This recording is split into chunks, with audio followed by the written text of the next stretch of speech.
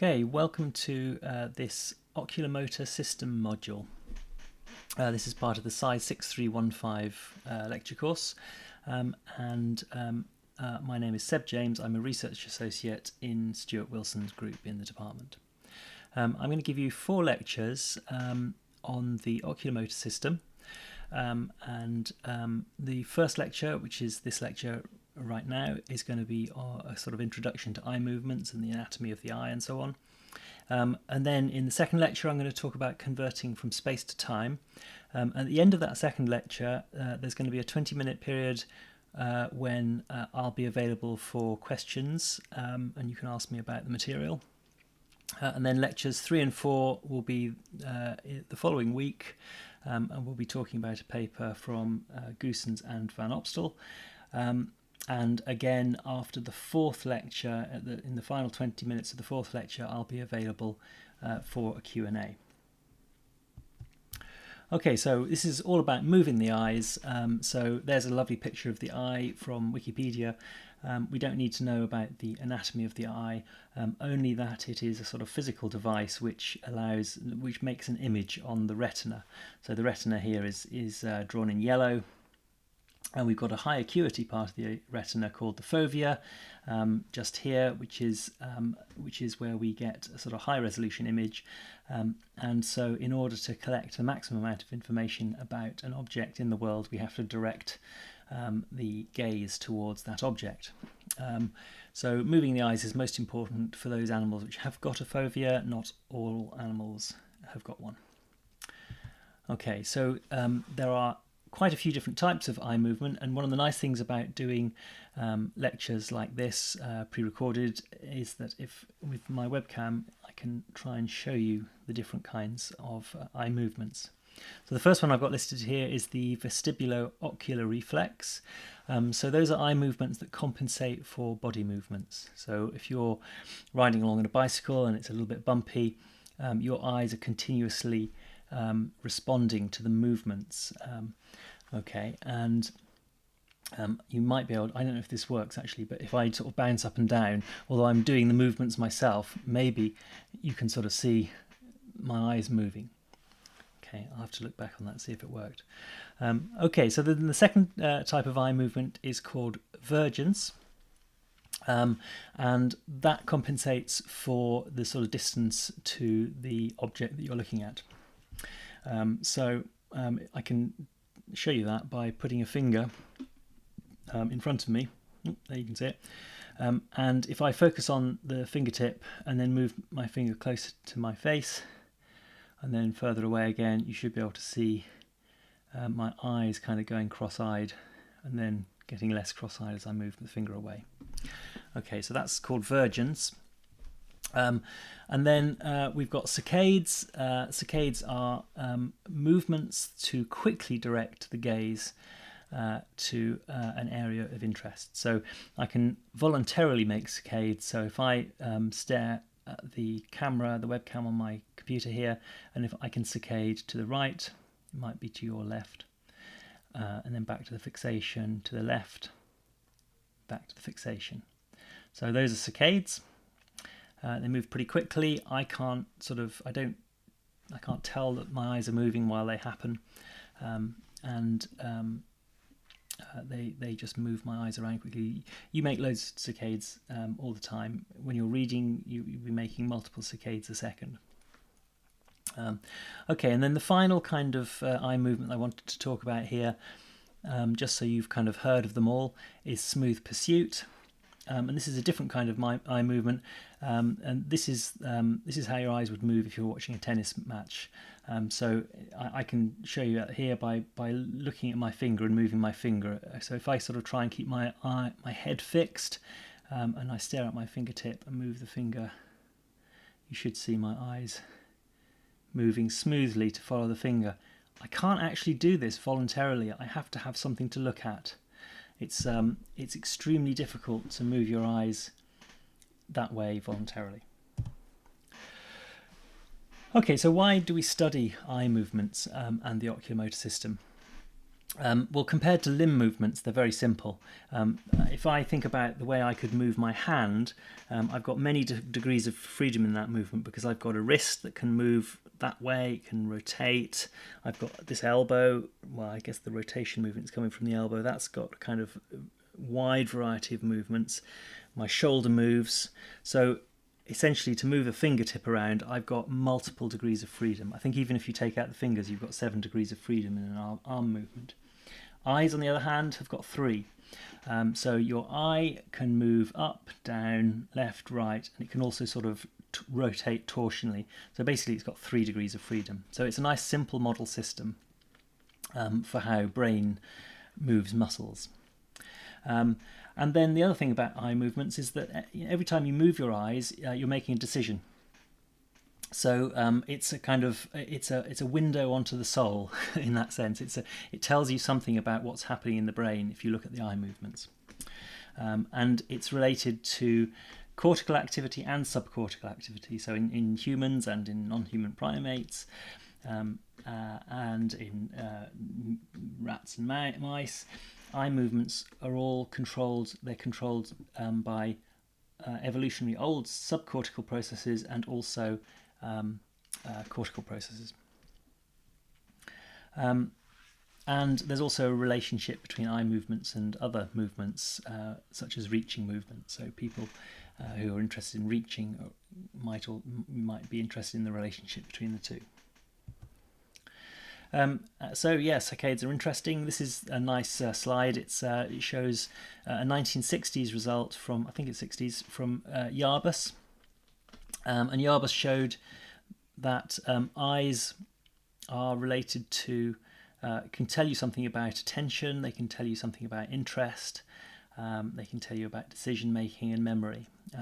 And this result is that the kind of pattern of eye movement that are made are sort of directly related to what you ask the person to do when they look at an image. So we've got things like a characteristic pattern if the subject of the experiment is asked to estimate the material circumstances of the family, and that looks quite different from the way the eye movements look if you asked how long the visitor had been away from the family. And this one's nice. Remember the clothes worn by the people, and you can see the eyes moving over the whole of each of the figures to try and record and record information about the clothes that are being worn. Okay, so saccades are interesting, and to learn about them we need to know something about the biomechanics. So this beautiful picture here is showing you the actuators that move the eye. And it's 6 muscles, 3 pairs. You've got at the back there, you've got the medial rectus, and cut away at the front here of the picture, the lateral rectus. Those move the eyeball left and right. You've got a superior rectus and an inferior rectus muscle, and that pair moves the eyeball up and down. And then you've got these oblique muscles here. So this one is the superior oblique, which goes up to this kind of weird pulley thing and then gets twisted around and attaches onto the eyeball here. That can rotate the eyeball around one way. And then there's the inferior oblique muscle down here, which rotates it the other way. So 3 pairs of muscles for 3 degrees of freedom. They're not perfectly separated, but they're not far off. Those extraocular muscles, they are unusual muscle. They're different from skeletal muscle. They seem to be optimized for repeated use. And anatomically, they've got 2 different layers with sort of different kinds of muscle fibers in them. You don't really need to dwell too much about what the muscles are for this, certainly for answering the exam question. And then, so as well as actuators, the system has got sensors. The muscles have proprioceptive cells. They've got stretch sensors which feed back information about how elongated or compressed the muscles are, which gives you a faster signal about where the muscle is or where the kind of output end of the muscle might be it's a much faster signal than the signal that you would get from visual feedback, because you have to do a lot of processing to process visual information. That said, mostly proprioceptive feedback is not used by the brain when it's carrying out saccadic eye movements. It does make a difference if you damage or suppress the proprioceptive cells. Then you do see some effect on conjugacy of saccades, how kind of evenly they move, your eyes move together, but that's about it. So mostly we don't have to worry about those for this mini course. I'm going to talk a little bit about the characteristics of saccades. These are human saccades, some experiments that we did in the department. They're straight, they take the shortest path from A to B. All of these pictures show a red fixation, and then in this experiment we switched on, after the red fixation, we switched on 2 yellow target dots and asked the subject to saccade the one which appeared first, although they actually appeared at the same time. So in this case, the eye movement is dead straight. It starts after 361 milliseconds, and it takes 68 milliseconds. They're not always straight. This is a different subject and an oblique saccade, and this one started after 238 milliseconds and follows this rather beautiful spiral path to get to the target. The subject won't have been aware of the spiral nature of the movement, because your brain blanks out the movement while the saccade's carrying on. They are stereotyped, so if you ask one subject to do the same movement multiple times, the paths, the sort of dynamics of the movement are very similar each time you do it. It's not always a single movement. Sometimes there's a dual movement. Here, when the eye movement, in this particular subject, when the eye movement starts quite quickly, so after just 197 milliseconds, then the movement stops sort of midway between the two possible targets, takes a little bit more time processing, and then comes to a decision and makes a final movement to the final target. Even though this movement is in a two-step process, the subject wouldn't have been aware of this. So this is kind of interesting. If you do get there in one motion, this is the same subject as previously, but this time the movement is a single movement, and it started after 714 milliseconds. For this subject, when the movements were single movements to a target, they tended to start late. Okay. So saccade characteristics, they're fast. There's no time for visual feedback, so when you're controlling the movement, you can't sort of watch the scenery moving past to work out when to stop the saccade. They're too fast for that. You'll often see them described as being ballistic in the papers, by which the authors usually mean they're not under a kind of closed loop control. I don't like the description because it sort of sounds like, to my mind, throwing a ball is a ballistic operation. You give it an impulse at the start and then it follows a trajectory, whereas saccades are being forced, controlled throughout their whole movement. So internally in the brain has to figure out some endpoint or target for the saccade, and then control the eye muscles to rotate the eye towards the target. Saccades aren't always just the eyeballs. If you make a big saccade, you'll move your head, and a really big one, you'll move your eyeballs, your head, and your trunk in a kind of coordinated motion. Saccades are induced by external stimuli, such as a visual stimulus or an auditory stimulus. Someone touching you on the cheek would make you turn around, saccade towards them. Or you can create them by internal processes. So the names for these movements are reflexive and express if they are sort of in response to stimuli, or voluntary if they are internally generated saccades, like the ones I showed a little bit earlier. I've said there's a link between saccades and reaching movements, and I've mentioned that you're not aware of them happening. There's lots of different types of saccade experiments that you will come across. You have prosaccades, saccades to a target, and you'll see different kind of arrangements. So you might have a fixation light or dot on a screen, and then that fixation will be extinguished, and at precisely the same time a single target will appear. That's a sort of a standard prosaccadic experimental paradigm. In our case, we had a double target, and you might also put a gap in between the fixation being on and the target coming on, and that people study the gap paradigm for specific reasons.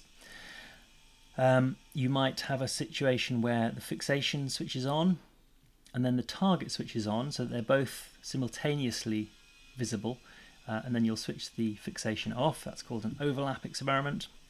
And then you might have some experiments where you actually move the target very quickly after the eye movement has started. And then to any of these experiments, you might add distractors that might be dots or lights of a different colour, or even objects of a different shape, to sort of experiment more with the cognitive aspects of the eye movement task. So if you're looking at sort of decision processes. And you also might come across anti-saccade experiments, but we're not going to worry too much about those.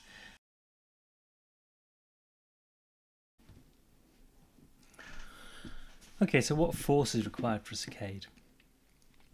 Well, what we really need is a large initial force, because the eyeball has some inertia which has to be overcome, and there might be some stiction in the eye socket. And then so that force goes up to a maximum, and then it has to reduce as the eye gets towards its target. And then when it gets there, you need a constant force to be maintained by the extraocular muscles, essentially to counteract the stretch of the opposite muscle. So the muscles are like little elastic bands, and as you move in one direction, as you shorten one muscle, the other one lengthens out and has to be pulled against. We can see this in the firing rates. This was shown in 1970 in this figure from a famous paper. And here we've got the eye position in the lower trace here. So the eye is just making a simple saccade to the right or the left. So it starts out at 0 position there, moves to a fixed position, stays there for a little while, and then moves back again to the fixation. And above that is shown a recording of the firing of the abducens nucleus, which is feeding into the lateral rectus muscle. So we see that high firing rate corresponding to a larger force, and then when the eye gets to its location, it reduces down to a constant but not 0 rate. And then the spikes stop as the eye moves back to the fixation point. Okay, so the point to make here is that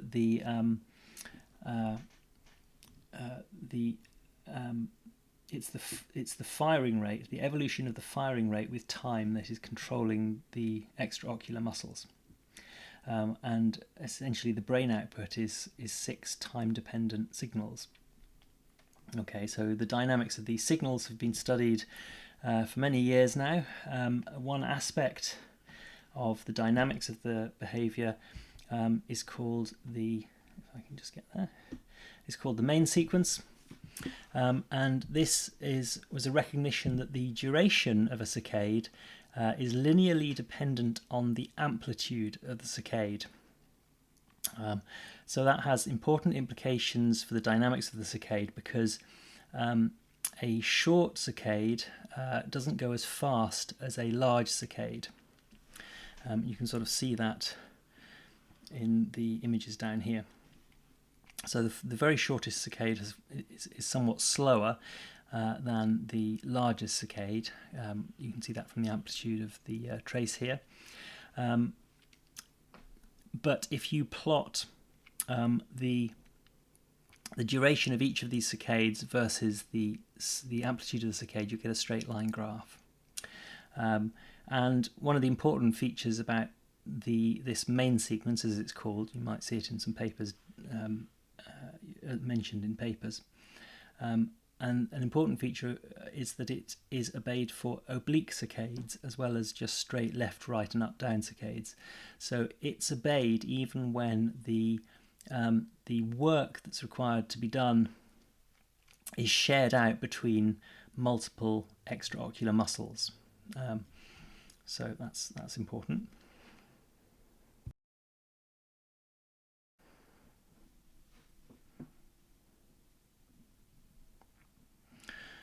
Okay, so the output of the oculomotor system is 6 time-dependent signals, but the input is basically a map. So by dint of the fact that the retina is a kind of a layer of cells on the back of the eyeball, and the eyeball is set up so that it's an optical instrument that projects an image onto the retina. The information in the retina is a map, and it turns out that this mapping is maintained as the information is transported or taken into the brain. So if we look in the visual processing regions of the brain, such as the visual cortex, the motor cortex, and the brainstem regions, such as the superior colliculus, we see this mapping sort of repeated. So if you took two things that are close together in the world, then the activity that they excite will be close together on the superior colliculus, for example. So this image here is a mapping from a paper by Otis et al. And they wrote down some equations for this mapping, for a simplification of this mapping, and this is it sort of shown in image form. So what we've got here on the left is a hemisphere of the retina. So in the center here is the fovea, and then further out is the peripheral region, and they've essentially drawn two rings, or two sets of rings. So the outer, in the peripheral region, we've got a sort of outer ring like this, an inner ring here, and then there's it's not so easy to see, an outer ring and a very small inner ring there near the fovea. And this is how those rings the activity due to those rings would be seen on the superior colliculus. So even though the foveal rings are smaller, they appear to be about the same size on the superior colliculus. So there's a kind of an expansion of the foveal area, so that there's kind of more brain machinery to process the information there. So that's what the mapping looks like from the paper. This is a kind of idealized sort of Cartesian version of that mapping. So in the image on the paper, we had a hemifield shown there. In this Cartesian version, I've got the entire world, so both hemifields, to provide you with a complete field. And I've drawn, instead of two sets of rings, I've drawn two crosses on that retina in Cartesian space, so one of them's sort of to the right of the other. And if I then apply the Otis mapping in a sort of square fashion onto a square colliculus, what happens is the central cross gets sort of unwrapped into this comb-like object. So that's the cross there. It's got 4 points, although one of the points is kind of starts at one end and it sort of has periodic boundary conditions, so it begins the other side as well, or continues back at the other side. And then the yellow cross, which is into the peripheral vision away from the fovea, that appears as a sort of smaller region, and it's kind of cross-shaped there. So those provide the same mapping as in the image from the paper. And then in this particular system, it was a model. I added noise and then blurred it out. And that might be the kind of activity that you're going to see in a sort of idealized rectangular superior colliculus. That is, we've got some target that we're fixating on, which is causing lots of activity at the fovea. And then there's some small amount of, a little hill of activity, a bump of activity, which is the target that we want to move to. And that target is specifying, if I just move myself up there, that target is specifying an angle. So in this case, it's a movement to the right. So that's coming out in this sort of system as an angle of about, roughly 40. Okay, if it was going to be this, so that's the right hand point of the red cross there. The left hand point is this one here. So if we're going to go left, then the angle phi here would be something like 15. So it's specifying an angle in which to go, and then r, this r axis here, is the amplitude of the saccade. So that's giving us a sort of a spatial representation of where to go in this case, a model brain.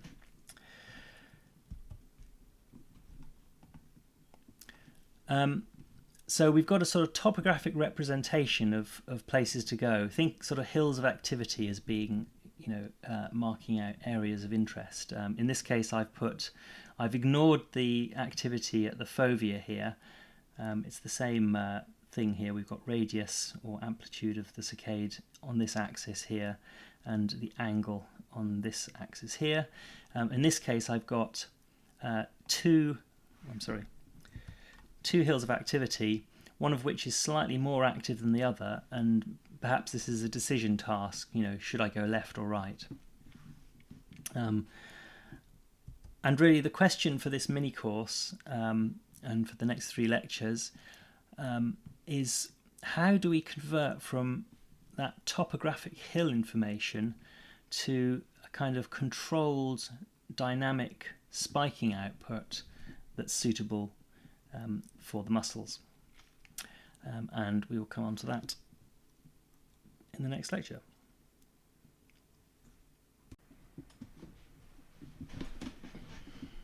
Okay, bonus material.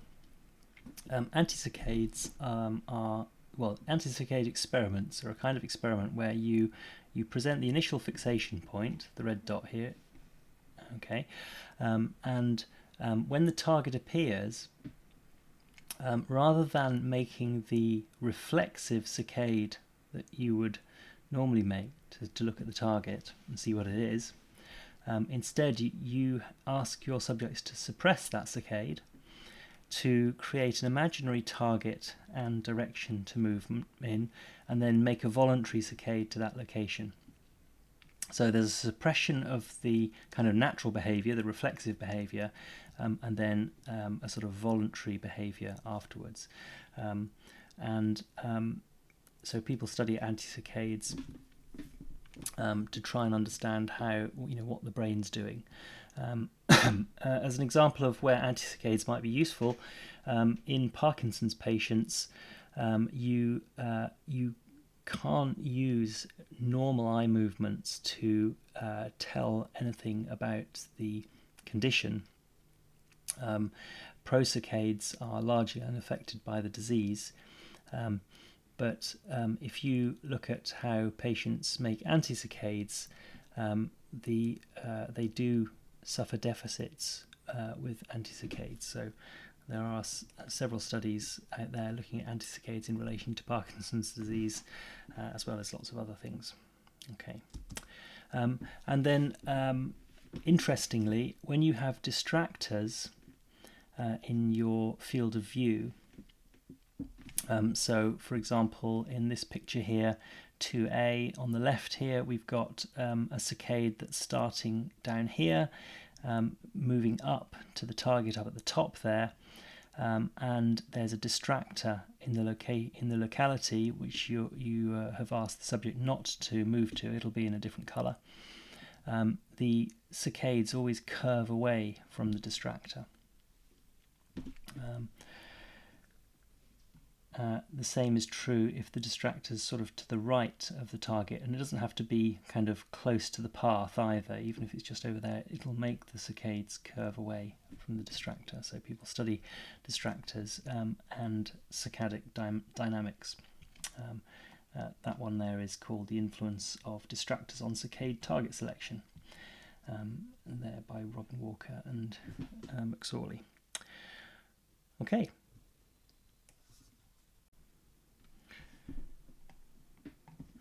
Okay, this is bonus part 2, visual information processing in the retina. This is interesting because, and I certainly didn't know this before I started looking into it.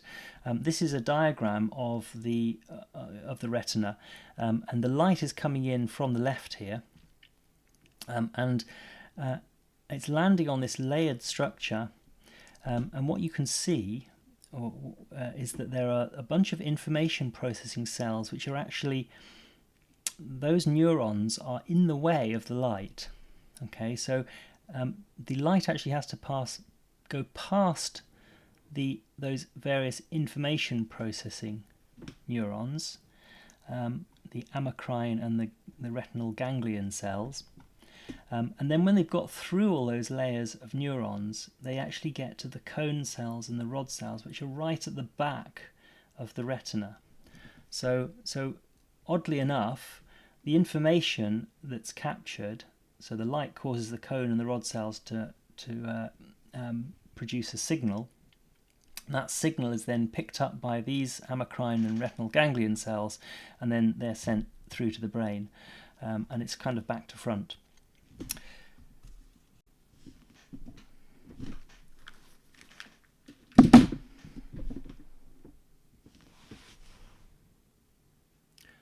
This graph shows the distribution of photoreceptors with respect to the angle from the fovea. So in the red, we've got the rod cells. The red dotted line shows you the density of rod cells, and the blue line shows the density of cones. And you can see that you've only really got a high density of cones at the fovea, and it drops down, and it's a very low density of cones far from the fovea. Whereas the rod cells drop down in density at the fovea. And that means that at night time, it's the rod cells that are mostly responsive to low levels of light. So at night time, you don't have very high acuity vision. Because although you've got a lot of cone cells at the fovea, the cone cells aren't particularly responsive to light, which is why things are fairly monochrome at night time. Okay, so that's the distribution of photoreceptors on the retina. This is a quick slide just giving some information about where the information goes through the system. So up at the top we've got two eyeballs, and you've got red nerve pathways and blue nerve pathways. So each eyeball has got a nasal section, which is the blue, and a lateral section, or I think it's temporal section, which is the red. And there's quite a complicated set of pathways here. So we've got sort of nasal cells come in here. They cross over at this part of the brain, which is sort of at the front, behind your eyes, between your eyes, but just underneath your frontal lobes. It's called the chiasma. And they cross over here. The blue ones cross over, but the temporal red ones stay on the same side. And really what I want to show you with this diagram is that the information goes both to the brain stem, where it's coming into the superior colliculus, and that's a kind of direct pathway to the brain stem. And then you've also got information coming into the lateral geniculate body, that's part of the thalamus, and also this bit called the pulvinar.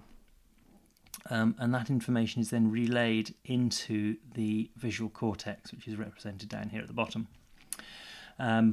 So you've got information from both eyes going to both sides of the brain, but in a sort of slightly segmented way. And there are some interesting disorders to do with not being able to see things on certain sides of your vision. when you get damage to specific parts of the brain. But the point really of this slide is there's a direct brainstem pathway, and there's a pathway of information into the cortex. And you've got topographic information in all of these regions, which matches up with the mapping in the retina.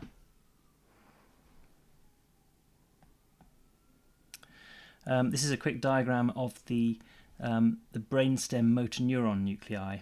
So we've got, this is not really important for the exam, but it's just worth pointing out that the colliculi are sat on the brainstem. So this is the brainstem within the brain here, and you've got the pons here in blue. That's the cerebellum at the back there, and that's the midbrain, and that matches up with this diagram over here. This part at the bottom here is the spinal cord, and then we've got the pons is on the other side of this one. And this is the sort of the dorsal side, with the colliculi, the superior colliculi and the inferior colliculi, and I guess the point is only that you've got certain regions where the nerve output to the oculomotor muscles exists. So we've got the abducens nuclei here, the abducens nerve.